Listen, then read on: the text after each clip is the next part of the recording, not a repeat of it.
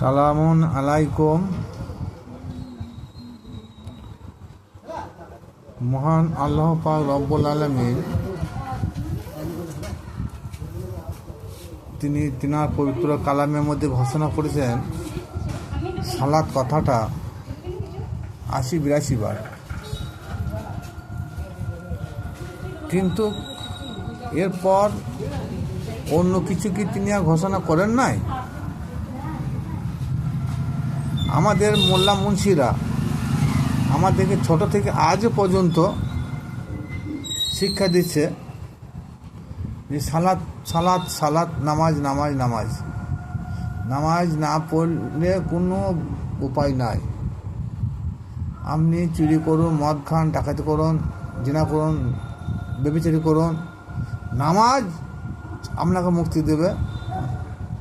নামাজ আপনি ঠিকঠাক পড়ে যান জামাতের সঙ্গে মসজিদে, আপনাকে জান্নাতে চিন্তা করতে হবে না। এরকম ওয়াদা ভাই মহান আল্লাহ পাক রব্বুল আলামিন একবারও করেন নাই। যে সালাত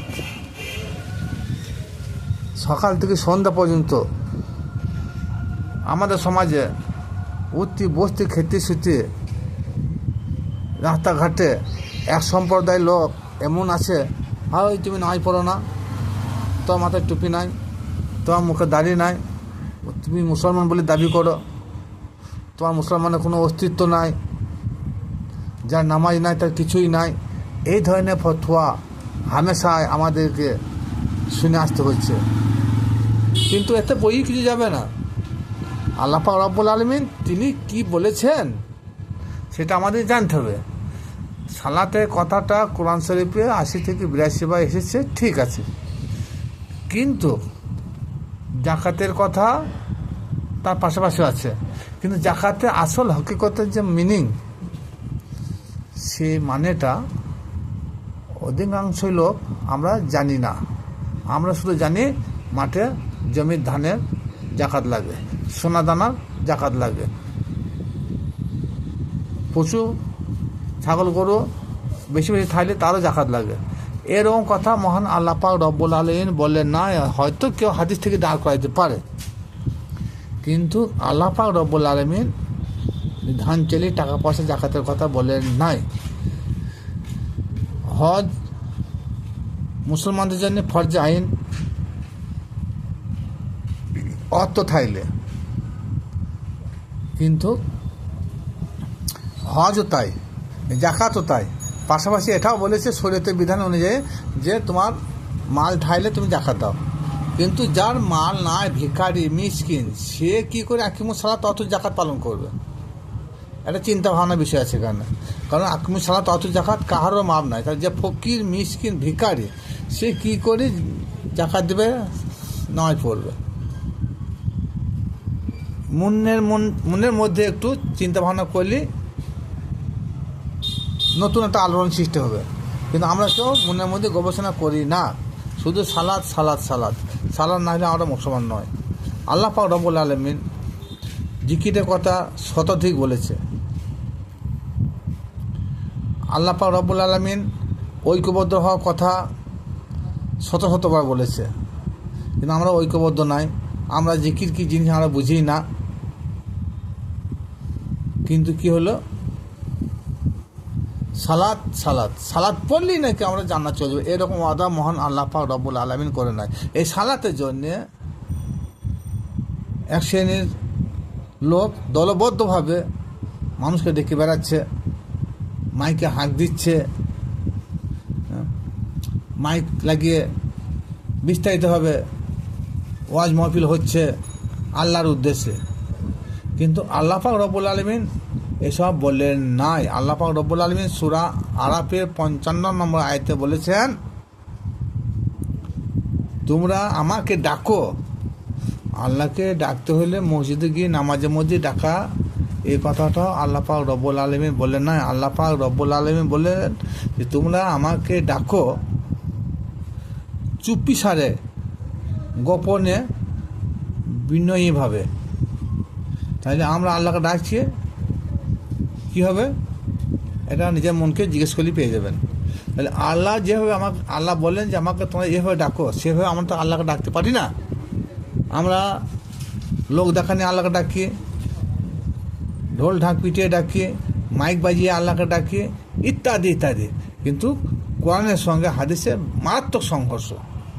তাহলে আমরা সালাত বা নামাজ পড়ছি, যে প্রচলিত নামাজ, সে প্রচলিত নামাজই পড়ছি, আমরা অন্যায় থেকে বিরত থাকতে পারছি না। আমরা মদও খাচ্ছি, সুদও খাচ্ছি, ঘুষও খাচ্ছি, মিথ্যা বলছি, চুগলখুরি করছি, বাটফিরও করছি, জিনা ব্যভিচারও করছি, ইত্যাদি ইত্যাদি। কিন্তু আল্লাহ পাক কী বললেন?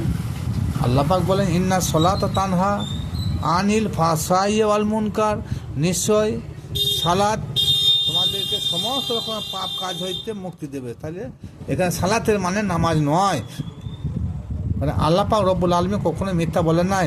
তাহলে কীভাবে আমরা সালাতের মাধ্যমে সমস্ত পাপ থেকে মুক্তি পাবো? হ্যাঁ, সালাতের মানে হচ্ছে কানেক্ট বা যোগাযোগ বা সংযোগ। আমরা 24 ঘন্টা অহরহ অনবরত লাগাতার যদি আল্লাহর সঙ্গে যোগাযোগ করে থাকি, কানেক্ট হয়ে থাকে, সংযোগ থাকে, তাহলে আমরা কখনো মন্দ কাজে আমরা সময় পাবো না। তার জন্য আল্লাহ পাক রব্বুল আলামিন বললেন যে তোমরা সালাত করো, সালাত করলে নিশ্চয় তোমরা সমস্ত রকমের গহিত খারাপ ফায়সা নোংরা মন্দ কাজ হইতে মুক্তি পাবে বা নাজাত পাবে। কিন্তু আমরা সালাত যেভাবে আল্লাহ করতে বলেছেন সেভাবে আমরা করি না। আমরা সালাতের বিনিময়ে ফার্সি শব্দ একটা ব্যবহার করেছি যে নামাজ। আরে সালাতের বাংলা অর্থ নামাজ নয়। সালাতের বাংলা অর্থ হলো সংযোগ স্থাপন করা, যোগাযোগ স্থাপন করা, কানেক্ট হওয়া। তাই যখন আমরা 24 ঘন্টা আল্লাহর সঙ্গে সংযোগ রাখবো, যোগাযোগ রাখবো, কানেক্ট থাকবো, তখন আমাদের চোখ, মুখ, হাত, পা, মন, মস্তিষ্ক কখনো অন্যদিকে যাবে না। আর তখনই হবে আকিমুস সালাত অত জাকাত ইন্না সালাতা তানহা ফাহশাই ওয়াল মুনকার। আর তখনই হবে আর সালাতু মিরাজুল মুমিনিন। তখন হবে মুমিন মানদার ওই সালাতের মধ্যে মিরাজ তখন হবে যখন আল্লাহর সঙ্গে যোগাযোগ হয়ে যাবে, কানেক্ট হয়ে যাবে। হ্যাঁ, আর কানেক্ট হওয়া মানে একটার সঙ্গে একটা যুক্ত হওয়া। যে যুক্ত হয়েছিল আল্লাহর সঙ্গে, আল্লাহ নবী মিরাজে রাতে হয়েছিল, আল্লাহর সঙ্গে আল্লাহ নবী যুক্ত হয়েছিল, তদ্রূপ সালাতে মিরাজ ওই রকম। সালাতের মাধ্যমে আমাদের আল্লাহর সাথে মিরাজ বা দর্শন হয়ে যাবে। তাহলে আসুন, খুব সংক্ষিপ্ত ছোট্ট করে ভিডিও করলাম, বেশি বড় ভিডিও করলে আমাদের এনার্জি থাকে না। তা যে কাজ করলে, যে ইবাদত করলে আমরা সমস্ত পাপ থেকে মুক্তি পাবো, সেই কাজে আসুন আমরা ঐক্যবদ্ধ হয়ে সেই কাজে সামিল হয়ে যাই। আমরা